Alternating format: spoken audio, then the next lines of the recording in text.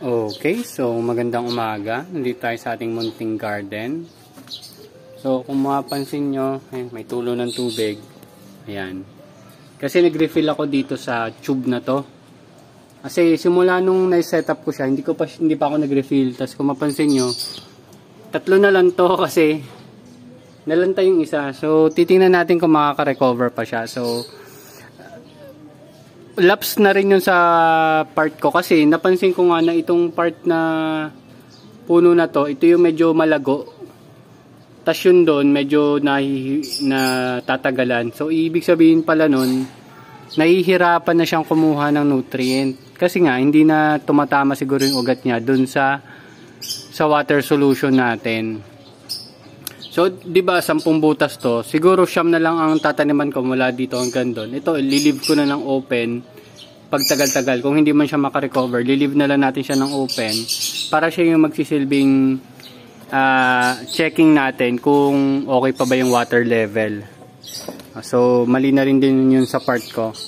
Siguro after transplant, every 10 days, dapat siguro ako mag-refill.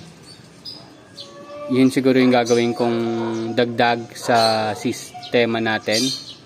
Then ito pwede na natin tayo mag-harvest dyan ng buto. Siguro mamaya ng hapon mag-harvest akong buto. So ito hindi ko pa nalilinis kasi tatanggalin na natin itong dalawang to. So tumutubo naman at naka-recover naman yung lemon basil natin dun sa mga nangyari sa kanila. Tapos ito, habang tumataas yung cucumber natin, iniikot-ikot natin sila dito sa tali. Yan. Yan, ganun yung nangyari dito. Pero ito, hindi ko lang tawag dito eh. Yan, parang sinulid na yan. So yan, sila na mismo pumulupot dyan.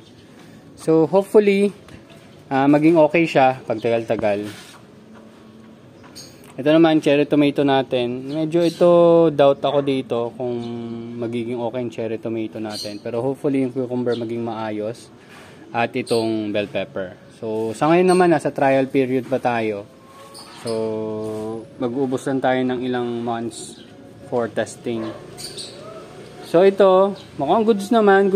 Nagkataon lang din siguro talaga na marami tayong namatay na cuttings.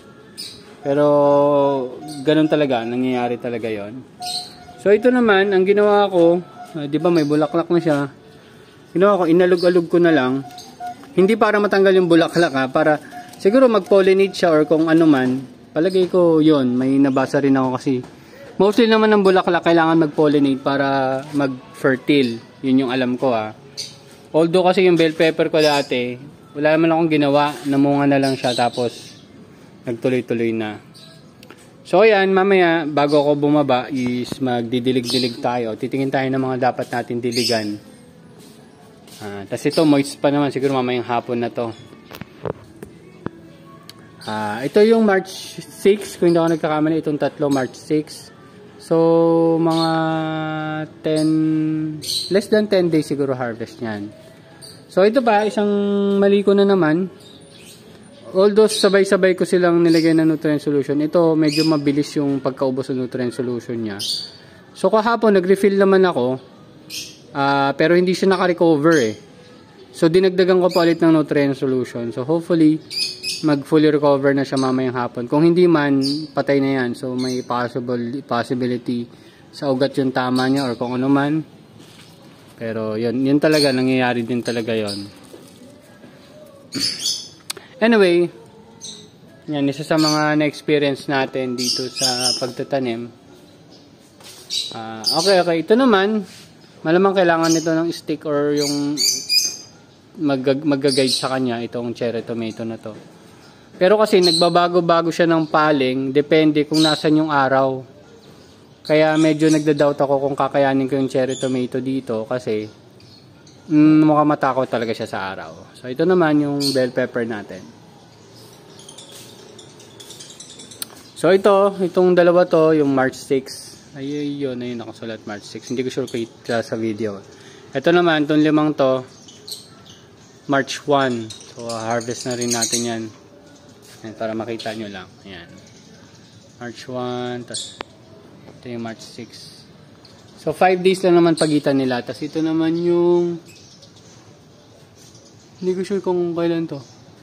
March 26 yan, March 26. So 20 days after ng March 6. Ito naman, March 16. Pero kasi yun nga, nagka-problema tong dalawang to. Ito naman, hindi ko nalagyan ng water solution na mga more than a day siguro. Buti nga, naka-recover pa. Yan, naka-recover pa siya. Pero hindi na siya makakahabol dito sa tatlong to. Ito ko yun na. Kita nyo naman, difference sa laki and layo. Ano ang amin na to, kainin. So dito, nilagyan ko lang sila ng screen kahapon. Tapos ayan, mga cucumber, lemon basil. So maglalagay din ako mamaya dyan ng cherry tomato, tsaka may cucumber pa rin yata, tsaka bell pepper. Kasi wala pa naman tayong ilalagay dito eh. Siguro after 1 week pa bago tayo mag-transfer dyan.